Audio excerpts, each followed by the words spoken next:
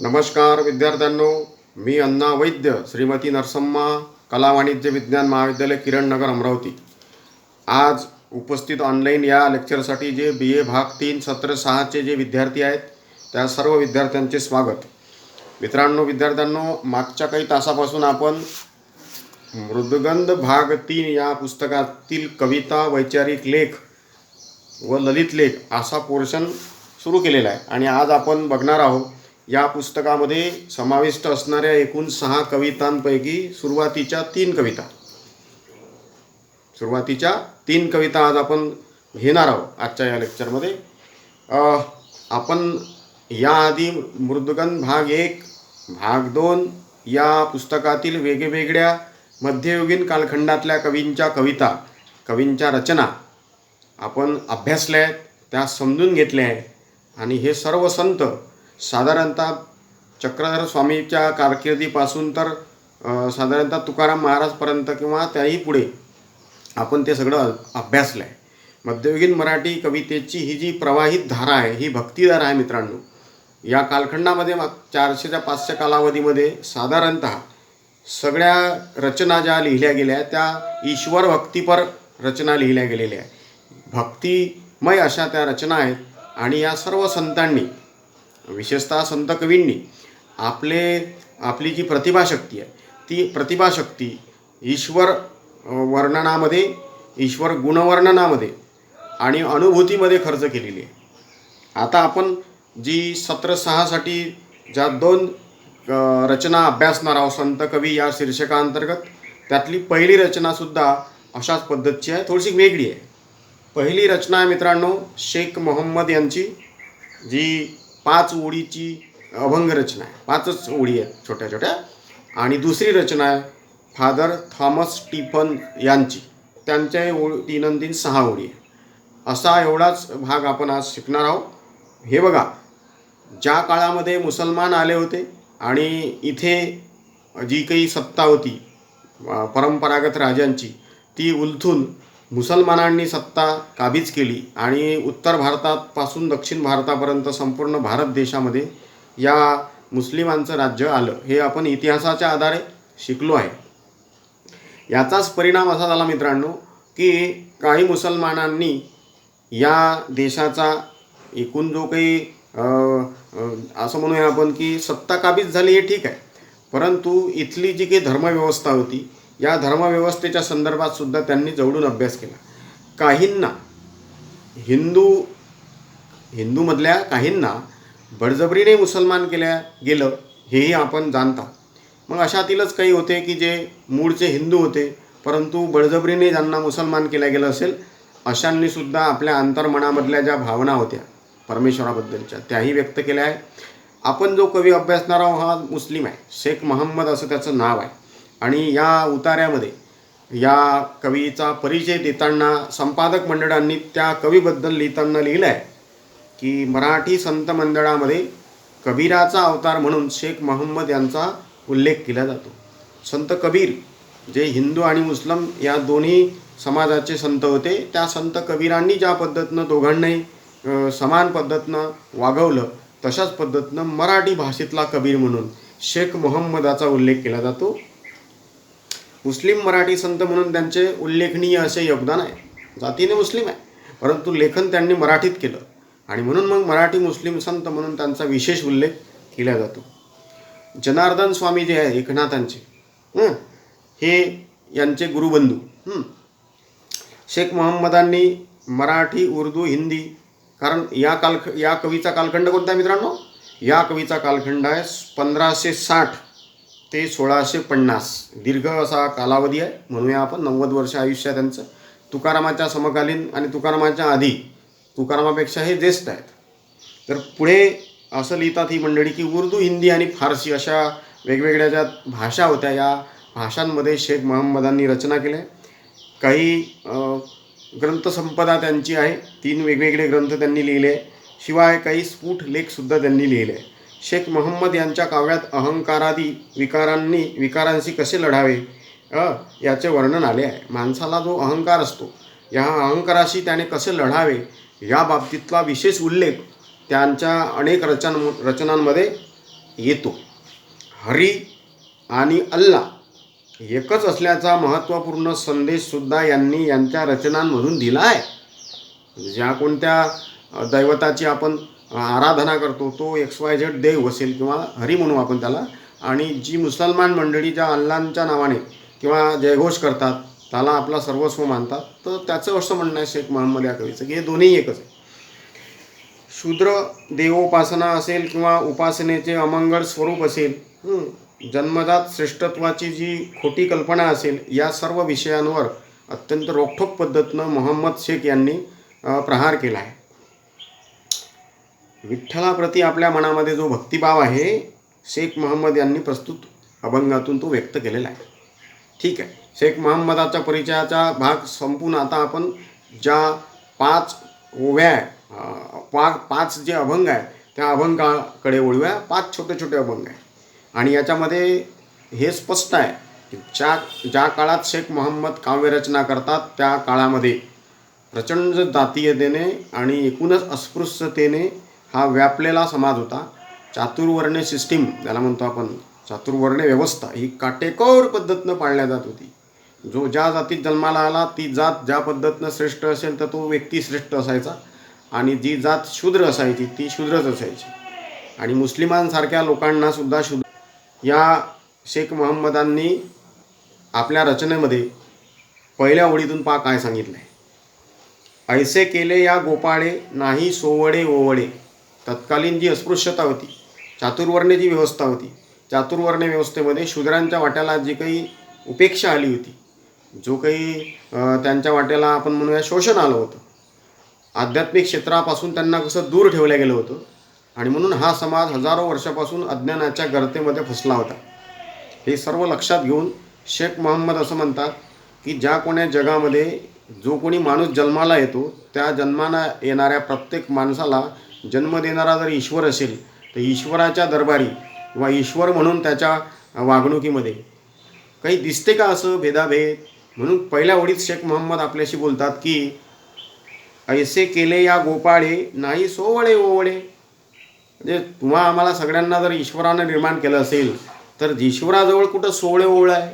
तर सोवळं ओवळं म्हणजे काय, हे चांगलं, हे अस्पृश्य, हे स्पृश्य, हा चांगला, हा अत्यंत गलिच्छ आणि हा वाईट. हा जो भेद असतो मित्रांनो, हा मानवनिर्मित भेद आहे, हा ईश्वर निर्मित भेद नाही. जातीमध्ये ही जात श्रेष्ठ ही जात कनिष्ठ हा जो जातीय पातळीवरचा जो भेदभाव आहे हा भेदभाव ईश्वर निर्मित नाही, तो मानवनिर्मित आहे. म्हणून कवी असं म्हणतो की चरित्र जेव्हा आपण बघतो कोणत्याही ईश्वराचं देवाचं, त्याच्या वागणुकीमध्ये त्याच्या कृतीमध्ये ॲक्टिव्हिटीमध्ये कुठल्याच पद्धतीनं भेदभाव दिसत नाही. तर मग तुम्ही म्हणते हा मुसलमान आहे तो शूद्र जातीचा आहे आणि हा महार समाजाचा आहे तो अत्यंत गलिच्छ आहे आणि तो क्षत्रिय आहे तो चांगला आहे, किंवा हा ब्राह्मण आहे तो अत्यंत पवित्र आहे. ही जी काही माणसांमध्ये विभाजनाची जी पद्धत आहे चालू आलेली, ही सर्व पद्धत चुकीची आहे. म्हणून कधी ईश्वराच्या वर्तणुकीतून तर कधी असं दिसत नाही म्हणते की हा मोठा ना छोटा. मग उदाहरणे देतात शेख मोहम्मद. ही गोष्ट पटवून देताना 3 वेगवेगळे दाखले देतात. त्या 3 दाखले फक्त आपल्या लक्षात ठेवायचे आहे. पहिला दाखला देतात ते की कांटे केतकीच्या झाडा आत जन्मला केवळा. उदाहरण देतात ते केतकीचं जे फूल असते मित्रांनो, केतकीचं जे झाड असते, या केतकीचं फूल आहे, सुगंधी फूल आहे, आणि या सुगंधी फूल ज्या झाडावर येतं त्या झाडाचं निरीक्षण त्यानं केलेलं आहे त्या कवीने. आणि तो म्हणतो की केतकीचं झाड जर तुम्ही बघितलं मित्रांनो म्हणते तर त्या झाडाला छोटे छोटे काटे असतात आणि ते काटे चावतात रुततात. मग आता काटे केतकीच्या झाडावर तर काटे आहे, आत जन्मला केवळा. परंतु त्या केतकीच्या फुलाच्या आतमध्ये काय जन्माला आहे, अत्यंत जबरदस्त असा सुगंध जो मोहित करणारा असतो. इथं केवळा म्हणजे केवळ्याचं झाडही असते ठीक आहे, पण इथं केवळा हा शब्द सुगंध या अर्थाने आलेला आहे.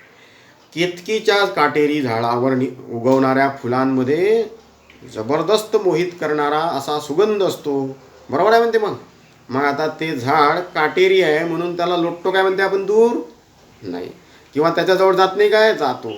आपण त्याचं फुलही तोडतो, परंतु त्याच्या काट्याकडे आपण फार लक्ष देत नाही. सुगंध त्या फुलातला किती जबरदस्त आहे तो आपण घेतो, आपण प्रसन्न होतो त्यातून. कवीचं म्हणणं हेच आहे शेख मोहम्मदाचं. एखादी गोष्ट जी महत्त्वाची आहे ती आपण घेतली पाहिजे, त्याच्या बाह्य रंगरूपावर जाता कामा नये. उस डोंगा परी रस नोहे डोंगा अशा पद्धतीचं सोकामेळाचं सुद्धा एक रचना आहे. त्यातही त्या कवीने अशाच पद्धतीनं सांगितलं आहे की एखादी गोष्ट ओबडधोबड असेल मान्य आहे, पण त्यातला आतमधला भाव तुम्ही ओळखला पाहिजे. शेख मोहम्मदाचंही तेच म्हणणं आहे की आम्ही अस्पृश्य असू द्या म्हणते, हरकत नाही, पण आमच्या अंतर्मनामध्ये काय आमचं मन आहे ते तुम्ही निरीक्षण करा. त्याचं म्हणणं आहे, कांटे केतकीच्या झाडा आत जन्मला केवडा. सुंदर अत्यंत जबरदस्त सुगंध केतकीच्या फुलामध्ये येतो मित्रांनो. त्या झाडाच्या काटेरी अंगावर जाऊ नका. दुसरी ओळ, दुसरं उदाहरण देतात शेख मोहम्मद की फणसाचं उदाहरण घेतात. आम्ही सगळे आता फणस बघतो, आपल्याकडे अवेलेबल आहे. जरी फणस हे कोकणातलं फळ असलं तरी अलीकडल्या काळात इकडे विदर्भात सुद्धा फणसाची झाडं आहेत आणि भलं मोठं फणस त्याला लागतं. फणसाचं उदाहरण घेतात शेख मोहम्मद. फणसाच्या अंगी काटे आत अमृताचे साठे. सरळ सरळ आहे. फणस किती वरून काटेरी असते, हात नाही लावू देत आपल्याला ते हृत्य धन्न. तर या फणसाच्या काटेरी गुणधर्मावर जर आपण गेलो तर आपल्याला ते फेकावं लागेल, त्याला स्पर्शसुद्धा करावा लागणार नाही. पण त्याला आतमध्ये जेव्हा आपण बघतो त्या फणसाच्या, तर तो जो आतमधला जो गर असतो त्याचा, तो गर पांढऱ्या रंगाचा, तो असा गोळ असतो, मधुर असतो, म्हणून कवी त्याला अमृताचे साठे म्हणतात. फणसाचे वरून दिसणाऱ्या काट्यांवर जाऊ नका. फणसाच्या आतमध्ये जो गर आहे, तो गोळ आहे, तो महत्त्वाचा आहे. वरचा काटेरी अंग हा त्याज्य अंग आहे, दुर्लक्षित आहे, मान्य आहे. तिसरं उदाहरण घेतात नारळाचं की नारळ वरुता कठीण. नारळ हे वरतून जर बघितलं आपण तर अत्यंत टणक असते, परी अंतरी जीवन, पण आतमध्ये याच नारळाच्या पाणी असते. आणि खोबरं जे म्हणतो आपण, अत्यंत सॉफ्ट असा तैलयुक्त हे जे फळ आहे, हे आत त्याच्यात जीवन असते, पाणी असते. वर टणक नारळ असते, पण आतमध्ये अत्यंत आपल्या शरीराला ज्याला म्हणू आपण की अत्यंत कामाचं असं ते पाणी असते, आपल्या हिताचं असते, माणसाच्या आरोग्यासाठी अत्यंत उपयुक्त असं ते नारळ पाणी असते. 3 उदाहरणं घेतात. पहिलं उदाहरण घेतात केतकीच्या झाडाचं की ते झाड गोबडधोबड आहे, खरबडीत आहे, काटे आहे त्याच्या अंगावर, पण त्याचा फुलात जबरदस्त सुगंध आहे. दुसरं उदाहरण ते फणसाचं घेतात की फणस हे वरून काटेरी आहे, परंतु आतमध्ये त्याचा अत्यंत चांगला गोळ असा मधुर त्याचा गर आहे. तिसरं उदाहरण नारळाचं घेतात की नारळ हे अत्यंत वरचून पाहिलं तर टणक आहे, पण आतमध्ये त्याच्या उपयुक्त असं पाणी आहे. मग कवी काय म्हणतो, 3 उदाहरणं घेऊन शेख मोहम्मद अविंध्य अशाच पद्धतीनं म्हणते. शेख मोहम्मद कोण आहे? मुसलमान आहे, शूद्र जातीत जन्मला आहे, मान्य आहे. पण वरतून जरी मी शूद्र जातीत जन्माला आलो म्हणते, मुसलमान आहो, अंतर्मनामध्ये माझ्या त्याचे हृदयी गोविंद. शेख मोहम्मद अविंद्य, त्याचे हृदयी गोविंद. शेख मोहम्मद शूद्र जातीत आहे, मुसलमान आहे, मान्य आहे, पण अंतर्मनामध्ये माझ्या ईश्वराला मी स्थान दिलेलं आहे. मी ईश्वराचा चाहता आहो, मी ईश्वराचा भक्त आहो. हे तुम्ही कधी ओळखाल म्हणते? असा प्रश्न अस्पृश्य समजणाऱ्या लोकांसाठी हा उपस्थित केला आहे शेख मोहम्मदांनी. आणि हे स्पष्ट करून सांगितलं आहे की ईश्वराच्या ठिकाणी, भक्तीच्या ठिकाणी कुठल्याच पद्धतीनं माणसांमध्ये भेद असता कामा नये. आणि ईश्वरानं तर म्हणते सोवळे ओळे कधी पाळलेच नाही, हे आपण निर्माण केले आहे म्हणते. अशा पद्धतीचा रोखठोक सवाल 16व्या शतकामध्ये संत शेख मोहम्मद यांनी आपल्या रोखठोक वाणीतून दिला आहे तत्कालीन समाजव्यवस्थेला, तत्कालीन धर्मव्यवस्थेला. लक्षात आलं मित्रांनो? हे लक्षात घ्या, शेख मोहम्मद जातीने मुसलमान आहे आणि तो शूद्र जातीचा असल्याने कदाचित त्याच्या वाट्याला काही अवहेलना आली असेल, आणि त्याच्या प्रतिक्रिया म्हणून, स्वतःच्या अस्तित्वाची प्रतिक्रिया म्हणून, स्वतःच्या अंतर्मनामध्ये कोणता भाव आहे हे तो या पद्धतीनं आपल्याशी या लेखणीतून तो व्यक्त झाला आहे. इथे हे छोटीशी जी काही रचना आहे ती आपण संपवतो आहे. संतवाणीमध्ये 2 नंबरवर फादर थॉमस स्टीफन या लेखकाची 6 लाईन आहे, 6 ओळी आहे, ते अभंगच आहे. आता पहा मित्रांनो, ही जी मंडळी आहे, ही दोनही मंडळी ही परंपरागत मराठी समाजाची नाही आहे. जसं तुकाराम असेल, एकनाथ असेल, संत ज्ञानेश्वर असतील, ही थोडीशी अदर, जसा आता हा शेख मोहम्मद पाहिला आपण की हा वेगळ्या जाती धर्माचा असू शकतो आहे. आणि इकडे जरी तो या महाराष्ट्रात निवासाला असला तरी त्याच्यावर संस्कार वेगवेगळे झाले. हा सुद्धा आता जो आपण कवी बघणार आहोत मित्रांनो, या कवीचे जे काही एकूण जे काही त्यांचं हे आहे काय म्हणूया आपण की त्यांचं जे काही अस्तित्व आहे, त्यांचा जो धर्म आहे तो वेगळा आहे, पाक आहे. परिचयामध्ये आपण पहिल्यांदा थॉमस यांच्या परिचयाकडे वळू. Father Thomas टिपन. फादर हे कोणाचं नाव असते? चर्चमध्ये जे लोक काम करतात, जे गुरुमंडळी असते, जसं आपण इकडे आपण संत म्हणतो आपल्या भाषेमध्ये, तर तिकडे ख्रिश्चनांमध्ये अशा लोकांना फादर म्हटलं जातं. फादर थॉमस टिपन 1549 ते 1619 शेख मोहम्मदाच्याच काळखंडातला हा कवी आहे. तुकारामाच्या त्या काळाच्या आधी होऊन गेलेला हा संत आहे. संत म्हटल्यापेक्षा प्रचारक आहे, ख्रिस्त धर्म प्रचारक. आपल्याला लक्षात आलं मित्रांनो की तिकडून युरोपमधून अनेक लोक इकडे जहाजाने आले आणि त्यांनी आपला धर्म, येशू ख्रिस्ताचा जो धर्माचा जो प्रचार आणि प्रसारासाठी त्यांनी वेगवेगळ्या देशांमध्ये प्रवास केला. ते भारतात सुद्धा आले आणि भारतात जेव्हा ते आले तेव्हा त्यांनी इथं बघितलं, ते इथं धर्मांबद्दल किंवा ईश्वरांबद्दलचे जे काही वेगवेगळे विचारधारा आहे आणि अशा या विचारधारेच्या या लोकांना येशू ख्रिस्ताची विचार पोहोचवले पाहिजे भाऊ आपण, अशा पद्धतीनं ते इथं आले, रुडले, इथे चर्च बांधले इथे आणि ख्रिस्ताचा जो शांततेचा संदेश आहे तो त्यांनी आपापल्या परीने देण्याचा प्रयत्न केले. त्याचपैकी एक फादर थॉमस टिपन. धर्मप्रसार करण्याच्या निमित्ताने ते भारतात आलेल्या ख्रिस्ती उपदेशकांना त्यांनी मराठी संतांप्रमाणे मराठी भाषेत जी काही सेवा केली आहे ती अतुलनीय आहे. आले इथं, ते इथली भाषा शिकले मित्रांनो, त्या भाषा शिकले, इथल्या लोकांशी त्यांचा संवाद झाला. किती जबरदस्त ते लोक होते की जे इथं येऊन आपली भाषा ते शिकले आणि त्यांनी त्यांचा येशू ख्रिस्ताचा विचार, येशू ख्रिस्ताचं चरित्र आपल्याकडल्या वेगवेगळ्या पारंपरिक ग्रंथाच्या ढाच्यात बसवून ते आपल्यासमोर ठेवलं आहे त्यांनी. पहा काय म्हणतात पुढे ते. संतांप्रमाणे मराठी भाषेची जी यांनी सेवा केली आहे त्यामध्ये फादर टिपन हे महत्त्वाचं नाव आहे. गोव्यामध्ये ते धर्मोपदेशक म्हणून किती 2.5 तप वास्तव्याला होते. 30 वर्ष हा माणूस, 30 वर्ष हा लेखक कवी गोव्यासारख्या ठिकाणी किनाऱ्यावर काय होता, निवासाला होता आणि त्याचं काम धर्मोपदेश करणे, ख्रिस्त धर्माचा प्रचार करणे हे होतं. या दरम्यान या व्यक्तीने धर्मप्रसाराच्या हेतूने प्रेरित होऊन मराठी भाषा अवगत केली, शिकला तो मराठी भाषा. त्यांनी कोकणी मराठीचे एक व्याकरणसुद्धा पोर्तुगीज भाषेत लिहिले. कोकणी आणि मराठी ही गोव्याची भाषा आहे. या दोन्ही भाषेचं व्याकरण शोधलं त्यांनी आणि ते पोर्तुगीज भाषेत त्यानं लिहिलं. पुराण ग्रंथाच्या धाटणीवर, जसे आपल्याकडे पुराण होते, विष्णू पुराण असेल, शिवपुराण असेल, या पुराणांच्या धाटणीवर त्यांनी ख्रिस्त पुराण नावाचा ग्रंथ लिहिला, ज्यामध्ये येशू ख्रिस्ताच्या चरित्राचा सगळा संदर्भ आहे मित्रांनो. आणि हा येशू ख्रिस्ताच्या चरित्राचा संदर्भ घेऊन ख्रिस्त पुराण लिहिणारा हा जो स्टीफन आहे, याची मात्र आपल्याला हे करावी लागेल, त्याची महती वर्णन करावीच लागेल, त्याचं श्रेष्ठत्व मान्य करावं लागेल. आणि अनेक चांगल्या पद्धतीनं त्याचं वर्णन आहे. आता ही जी रचना आपल्यासमोर आहे, या रचनेत काय आहे, तो प्रस्तुत रचनेमध्ये मराठी भाषेविषयी त्यांच्या मनामधला नितांत आदर प्रकट झाला आहे. जन्माने ख्रिस्ती, निवासाला आला गोव्यामध्ये आणि या माणसानं इथं येऊन मराठी भाषा शिकतो तो आणि मराठी भाषेचा गोळवा त्याच्या शैलीत तो सांगतो आपल्याला. हे महत्त्वाचं मित्रांनो. दुसऱ्या माणसांनी इथे येणे आणि आपल्या भाषेबद्दल बोलणे. आपणच तर आपल्या भाषेबद्दल फार चांगलं बोलत नाही, पण फादर टिपन मराठीबद्दल जबरदस्त गौरवगार असे उद्गार काढतात. पहा की जैसे उदाहरणं घेतात खूप सुंदर. जैसे हराळा माझी रत्न किळा की रत्ना माझी हिरा निळा. जबरदस्त रचना आहे. पहा आता हराळा म्हणजे गारगोट्या. समुद्राच्या काठावर नदीच्या पात्रामध्ये पांढऱ्या रंगाच्या चमकणाऱ्या गारगोट्या असतात, त्याला म्हणतात हराळा.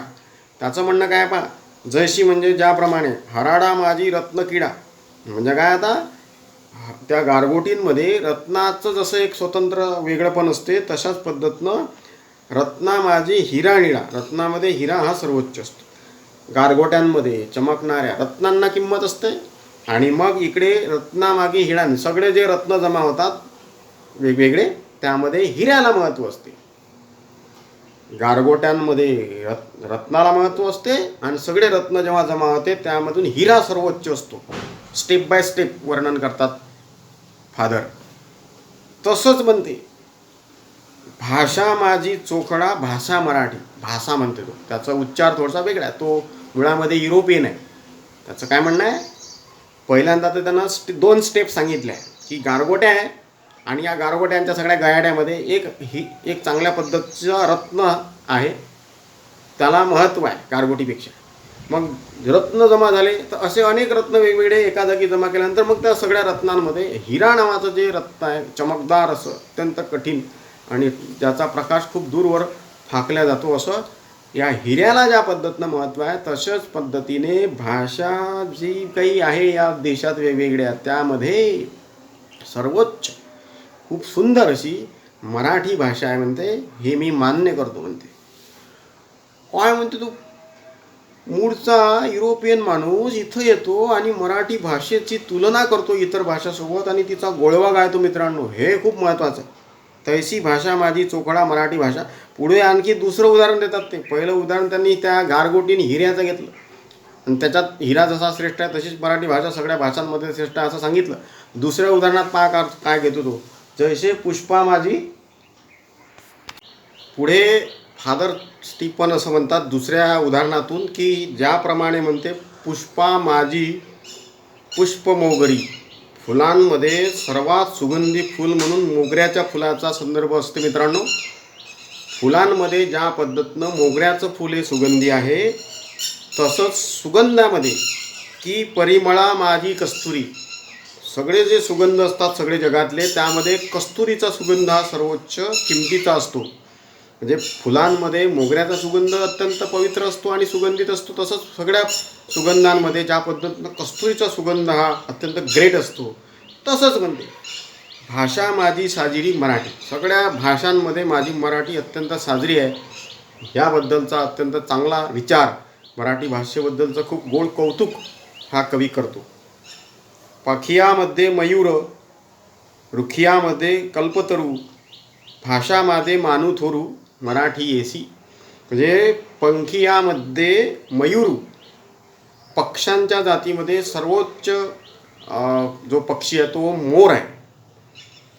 वृक्षांमध्ये अत्यंत पवित्र असा कल्पवृक्ष आहे. भाषामध्ये अशाच पद्धतीनं भाषेचा मान असणारी एकमेव मराठी भाषा आहे आणि हा एकमेव अशा या मराठी भाषेचा मला थोर अभिमान आहे. अशा पद्धतीची मराठी भाषेबद्दलची थोरवी फादर स्टीफनसारखा माणूस, जो की अन्य भाषिक आहे, तो वर्णन करतो. पहिल्यामध्ये तो म्हणतो की रत्न हिरा गारगोट्यांमध्ये जसं वेगवेगळ्या रत्नांना किंमत असते, पण सर्व रत्नांमध्ये हिऱ्याला किंमत असते, तसंच मराठी भाषेला मी किंमत देतो. पुढे तो असं म्हणतो की सगळ्या फुलांमध्ये ज्या पद्धतीनं मोगऱ्याचं फूल सुगंधित असते आणि सगळ्या सुगंधामध्ये ज्या पद्धतीनं कस्तुरीचा सुगंध सर्वोच्च असतो, तशाच पद्धतीनं मराठी भाषा ही सर्वांच्या मध्ये अग्रस्थानी आहे.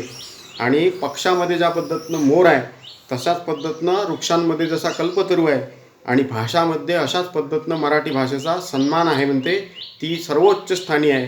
अशा पद्धतीनं आपल्या या फादर स्टीफन्स याने आपल्या या मराठी भाषेची थोरवी वर्णन केलेली आहे आणि त्यासाठी वेगवेगळे व्यवहारातले दाखले घेतले आहे.